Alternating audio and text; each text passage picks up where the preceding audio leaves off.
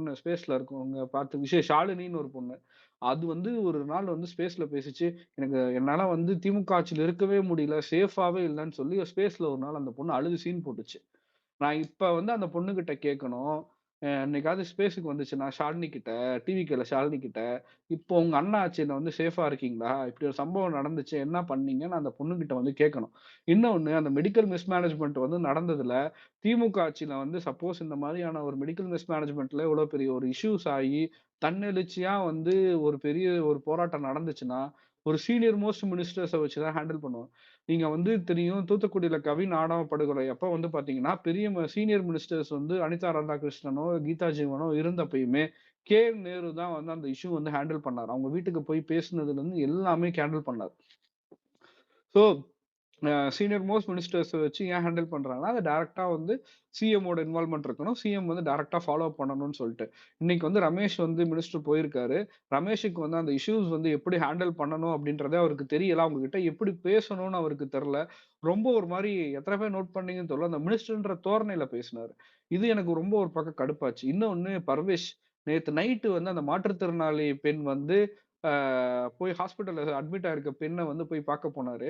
நீங்க அந்த வீடியோ பார்த்தீங்கனாலும் உங்க எல்லாருக்கும் ரொம்ப கடுப்பாகும். நான் வந்து குண்டாஸ்ல போடப் போறோம். அப்படின்னு சொல்லி ஒரு வார்த்தையில முடிச்சுட்டு, அதெல்லாம் ஒண்ணும் இல்ல அப்படின்னு முடிச்சுட்டு வர்றாரு. இதே அந்த இடத்துல திமுக இருந்துச்சு அப்படின்னா, அந்த வீட்ல போயிட்டு உட்கார்ந்து இந்த மாரி சம்பவம் நடந்துருச்சு. தப்பு தான் நடந்திருக்க கூடாது.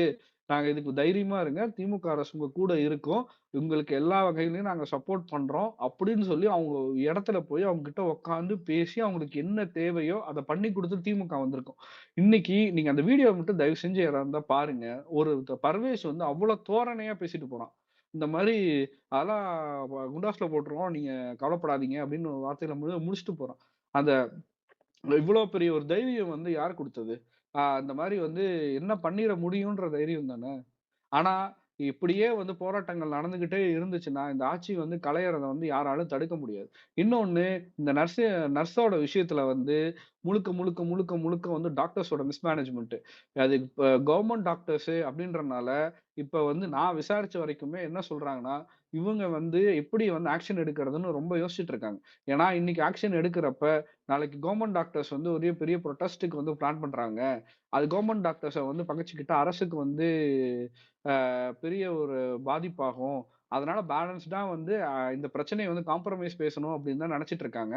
11 பேர் கொண்ட அந்த குழு உங்களோட ஃபிரெண்ட்ஸ் இந்த பொண்ணு இறந்த பொண்ணோட ஃபிரெண்ட்ஸ் அதுக்கப்புறம் வந்து ஃபேமிலி மெம்பர்ஸ வச்சு கலெக்டர் ஆஃபீஸ்ல வந்து காம்ப்ரமைசேஷன் பேசிட்டு இருக்காங்க. அந்த காம்ப்ரமைசேஷன் வந்து லம்ப் சம்மா ஒரு அமௌண்ட் தரோம். கவர்ன்மெண்ட்ல இருந்து ஒரு அமௌண்ட் தருவாங்க. அன்அஃபிஷியலா தரோம். நீங்க வந்து பிரச்சனைய முடிச்சுக்குங்கன்னு சொல்லி இந்த பிரச்சனைய முடிக்க தான் நெனைக்கிறாங்களே தவிர, இவங்க வந்து இதுக்கு யார் யார் ஒரு அத்தாரிட்டியோ அவங்கள வந்து ஆக்ஷன் எடுக்கல. இப்ப வரைக்கும் வந்து இவ்வளவு பெரிய இஷ்யூ நடந்தது இல்லைங்க. ஒரு 4 பேருக்கு இந்த மருத்துவர் அமைக்கிறேன்னு சொல்லி சுகாதாரத்துறை அமைச்சர் வந்து மத்தியானம் வந்து அறிக்கை குடுத்தார். இப்ப வரைக்கும் ஏன் வந்து அந்த டாக்டர்ஸ வந்து சஸ்பெண்ட் பண்ணல? இப்ப ஒரு ஒரு சஸ்பெண்ட் பண்ணாம எப்படி வந்து அந்த விசாரணை கரெக்ட்டா நடக்கும் சொல்லுங்க? ஒரு மெடிக்கல் மிஸ்மேனேஜ்மென்ட் நடந்துருச்சு. இப்ப வரைக்கும் சஸ்பெண்ட் வந்து பண்ணணும்னு அவங்களுக்கு அமைச்சர் தெரிஞ்சிருக்கணும்ல. அது கூட அது தெரியாத ஆட்கள தானே நம்ம மேல உட்கார வச்சிருக்கோம். இல்லைங்க்கா. மத்தியானம் வந்து அறிக்கை குடுத்தாரு இல்லைங்க்கா. அறிக்கையில என்னக்கா மினிஸ்டர் சொல்லியிருக்கணும்? Health minister. இந்த மாரி நாங்க சஸ்பெண்ட் பண்ணிட்டோம். அதான் 4 பேர் குழு அமைச்சிருக்கோம்னு அதான் அது சொல்லணும்க்கா. சஸ்பெண்ட் ஒன்லி வந்து 4 ப்ரொசீஜர் பேர் வந்து ரூ. இப்போ ஒரு 10 கம்ப்ளைண்ட் வந்தது ரூ. 10 அப்படின்னா, ஸ்ட்ரக்சர் தள்ளுறவங்க வாங்குனாங்கன்னா சஸ்பெண்ட் பண்ணுவாருங்க. அதான் ரூ. 10 ஸ்ட்ரக்சர் தள்ளுனவங்க வாங்குனா சஸ்பெண்ட் பண்ணலாம். டாக்டர எப்படி சஸ்பெண்ட் பண்ண முடியும்? இவங்களுக்கு அந்த ப்ரொசீஜர் ஒரு ஆனா உங்ககிட்ட ஒரு கொஸ்டின் உங்ககிட்ட மதியானம் ஒரு ஸ்பேஸ் இரு போச்சு. அவங்க என்ன முடிச்சுட்டான். போச்சுன்னா இரு அவங்க முடிச்சுட்டான். அவங்க ஏதோ சொல்ல ட்ரை முடிச்சு பண்றாங்க. முடிச்சு இல்ல. இந்த மாரி டாக்டர்ஸ் வந்து இதே வந்து இதுதான் சொல்றேன். அவங்களுக்கு வந்து ஒரு ப்ராப்பரான ஒரு மேனேஜ்மென்ட் கிடையாது. எப்படி ஹேண்டில் பண்ணணும்னு அவங்களுக்கு தெரிய மாட்டேங்குது. ரொம்ப லெதார்ஜிக்கா இருக்காங்க. இன்னொன்னு இவங்க ரொம்ப தைரியமா இருக்கிறதுக்கு காரணம் ரூட் இருக்கு. ரூட் பார்த்துக்கும். மீடியாஸ் எல்லாமே நம்ம கையில இருக்கு. பார்த்துக்கலாம். அவங்கள ஹேண்டில் பண்ணிக்கலாம். அப்படின்ற தைரியத்துல லெதார்ஜிக்கா தான் இருக்காங்க. ஆனா, இன்னைக்கு மக்கள் போராட்டம் பெரிய எழுச்சியான ஒரு போராட்டத்த வந்து இவங்களால வந்து எப்படி வந்து இத ஹேண்டில் பண்றதுன்னு தெரியாம திணர்றாங்க.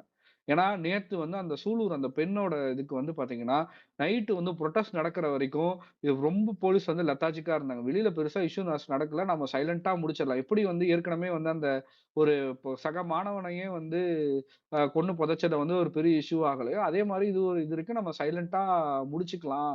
அப்படின்ட்டு தான் ரொம்ப சைலன்ட்டா பண்ணிட்டுருந்தாங்க. நைட்டு ஒரு பெரிய ஒரு புரொட்டஸ்ட் நடக்க ஆரம்பிச்சதுக்கு அப்புறம் தான், இவங்களுக்கு வந்து என்னடா பண்றது இன்னும் தெரியாம நைட்டோட நைட்டா டிஜிபி வராரு, ஏடிஜி எல்லண்டோ வராரு, IG south west zone IG ஸ்பாட்டுக்கு போறாங்க, ரம்யா பாரதி ஸ்பாட்டுக்கு போறாங்க, டிஇஜி ஸ்பாட்டுக்கு போறாங்க. மொத்த டீமுமே வந்து இறக்குறாங்க. ஏன் நான் இப்ப என்ன கேட்க வரேன்னா, நேத்து நைட் வந்து அந்த ப்ரொட்டஸ்ட் நடக்கிற முன்னாடி வரைக்கும் ஏன் வந்து ஸ்பாட்டுக்கு போகல? சரி, நேத்து ஈவினிங் வந்து பாடி கிடைச்சது. நேத்து ஈவினிங் பாடி கிடைச்சத உடனே ஏன் வந்து அவங்க ஐஜி வந்து லோக்கல்ல இருக்காங்க ஐஜி. ஸோ ஏடிஜி எல்லண்டோவோ இல்ல டிஜியோ வந்து சென்னையில இருந்து போறாங்க. ஐஜி வந்து மார்னிங் தான் வந்து ஸ்பாட்டுக்கு போறாங்க. சோ, இப்ப அவங்களுக்கு வந்து இந்த மாதிரியான போராட்டங்களோ, இல்ல பெரிய புரொட்டஸ்டோ நடந்தா தான் இவங்க வந்து ஒரு சிவியரா ஆக்ஷன் எடுப்பாங்களா? இல்ல அதுக்கு முன்னாடின்னா கீழ இருக்க அதிகாரிகள வச்சு பார்த்துக்கன்னு சொல்லி விட்டுருவாங்களா? அப்படிதான் வந்து இருக்கு. ரம்யா பாரதி ஐஜியே வந்து பார்த்தீங்கன்னா, ஆ வந்து அவங்க நைட்டு வந்து அவங்க பேசுறப்ப அந்த இல்ல பேசுறப்ப பின்னாடி சுதர்ஷன், இருக்கவன் ஒரே ஒரு குறுக்கீடு சுதர்ஷன். நான் இப்ப கிளம்பிடுறேன். ஒரே ஒரு குறுக்கீடு. ஆக்சுவலா டிஜிபி, ஐஜி அவங்கெல்லாம் வந்து ப்ரொட்டஸ்ட் நடக்கும்போது ஏன் போலன்னு கேட்கக்கூடாது. இந்த வாக்கி டாக்கில வந்து ஜோனல் ஏடிஜிபி அவங்களுக்கெல்லாம் போயிருக்கோம்ல, ஒரு குழந்தை மிஸ்ஸிங் ஆயிருக்குன்னு. புடுங்கிட்டா இருந்தானுங்க ஸ்பாட்டுக்கு போகாம. 12ல இருந்து 24 மணி நேரம் ஆச்சு குழந்தைய ரிகவர் பண்றதுக்கு. ஏன் கடத்தின உடனே போய் பிடிக்க வேண்டியதானே? ஒரு 10, 15 டீம் அனுப்பி அங்க தேடி இருக்கலாம்ல. பாடி எவ்வளவு தூரத்துல இருந்து கிடைச்சது? குழந்தைய கடத்தினது அது இடத்துல இருந்து. ஸோ ஒரு பெரிய பெரிமீட்டர் வச்சு தேடி இருக்கணுமா? தேடி இருக்க கூடாதா? அப்போ அண்ணே அண்ணே அண்ணே குழந்தைய அண்ணே அண்ணே ஒரே இங்க ஒரு பாருங்க சின்ன சுதர்ஷன், சின்ன இங்க பாருங்க, ஆ இங்க பாருங்க. ஆ இதுதான் இத இல்ல பாருங்க. இல்ல நான் என்ன உங்களுக்கு சொல்ல வந்து வரேன்னா ஒரு இல்ல குழந்தை இல்ல ஒரு காணாம நிமிஷம் போகும்போது என்ன ரிலேட்டடா புரோட்டோ ஏங்க இல்ல அவரு இத இது பத்தி ரிலேட்டடாவே பேசுறாருண்ணா, சொல்றேன். அந்த நர்ஸ் இல்ல இல்ல பிரச்சனையை பத்தி ரிலேட்டடாவே பேசிட்டு இல்ல இருந்தாரு அவர் இங்க. அதை தான் இல்ல சொல்லிட்டு ஒரு இருக்காரு. நிமிஷம் இது ரிலேட்டடாவே சொல்றேன். நானு போன வாரம் வந்து ஒரு ஸ்டேஷன்ல வந்து ஒரு இன்ஸ்பெக்டர்ட்ட பேசிட்டு இருக்கப்ப ஒரு ரயில்வேல இருக்க ஒரு ஆள் வந்து ஏதோ பொண்டாட்டி கூட சண்டை 2 நாளா காணோம் அப்படின்னு சொல்லிட்டு இருக்கப்ப அவர் வந்து இன்ஸ்பெக்டர் வந்து கீழ இருக்க எஸ்ஐ கிட்ட சொல்றாரு, பக்கத்துல இருக்க குளத்தெல்லாம் தேடி பாருங்க, 2 நாள் ஆளை காணோம், கண்டிப்பா ஏதாவது ஒரு குளத்துல பாடியா மதப்பான், 2 நாளா ஆளை காணோம் அப்படிதான் அப்படின்னு சொல்லி. ஏன்னா நாங்க இந்த மாதிரி பல கேசஸ் பார்த்திருக்கோம் இல்ல அப்படின்னு சொல்லி ஒரு இன்ஸ்பெக்டர் சுதர்ஷன், இல்ல இல்ல ஒரு மேட்ரு நிமிஷம் என்னன்னா, முடிச்சிடறேன். நான் என்ன சொல்ல இருங்க வரேன்னா முடிச்சிடறேன். சுதர்ஷன், இல்ல முடிச்சிடறேன் அது இந்த மாதிரி வந்து ஒரு நார்மலாவே வந்து ஒருத்தன் மிஸ்ஸிங்னாலே இல்ல அதை இப்படிதான் நார்மலைஸ். இருப்பான்றது ஒரு சரி, கெஸ்ஸிங் அது இருக்கு. போலீஸ் இல்ல நார்மலைஸ் நான் ஒரு பண்றது. நிமிஷம் நான் சொல்றேன். ஆனா ஒண்ணு என்ன சொல்ல வரேன்னா, அந்த குழந்தை மிஸ்ஸிங்ன்றப்பயே அவங்க அப்ப பக்கத்துல 2 கிலோமீட்டர்ல இருக்க ஒரு குளத்துக்கு பக்கத்துல தான் வந்து பாடி ரெக்கவர் பண்ணியிருக்காங்க. ஏன் வந்து அவங்க சுத்தி இருக்கிற இந்த மாதிரியான ஏரியாஸ் எல்லாம் பார்க்கல? இன்னொன்னு, நீங்க நேத்து நைட்டு வந்து பாத்தீங்கன்னா சுகுமார் எம்எல்ஏ கிட்ட வந்து என்ன வந்து ஐயா, நான் இவங்க முடிச்சுட்டு சொன்னாங்கன்னா, போயிடுறேன் சுதர்ஷன், நீங்க சரி சரி கண்டிப்பா சொல்லுங்க சொல்லுங்க பேசுங்க. நான் சொல்லுங்க முடிச்சுட்டு சொல்லுங்க போயிடுறேன். சொல்லுங்க. அதாவது ஒரு புரோட்டோகால் இருக்குங்க. ஒரு கிட்னாப்பிங் நடந்தா ஒரு ஃபர்ஸ்ட் 60 மினிட்ஸ் டு 120 மினிட்ஸ்ன்றது வந்து கோல்டன் பீரியட். கேஸ் வந்து இமிடியேட்டா ஃபைல் பண்ணியிருக்காங்க. அக்கம் பக்கத்துல தேடிட்டு குழந்தைய காணோம்னு கேஸ் இமிடியேட்டா ஃபைல் பண்ணியிருக்கானுங்க. போலீஸும் இமிடியேட்டா கேஸை வாங்கியிருக்காங்க. இம்மீடியட்டா ஃபைன் ஆனா பண்ணாங்க. 100க்கு வந்து 5 மணிக்கு கால் பண்ணியிருக்காங்க. எஃப்ஐஆர் போட்டது 10:30க்கு.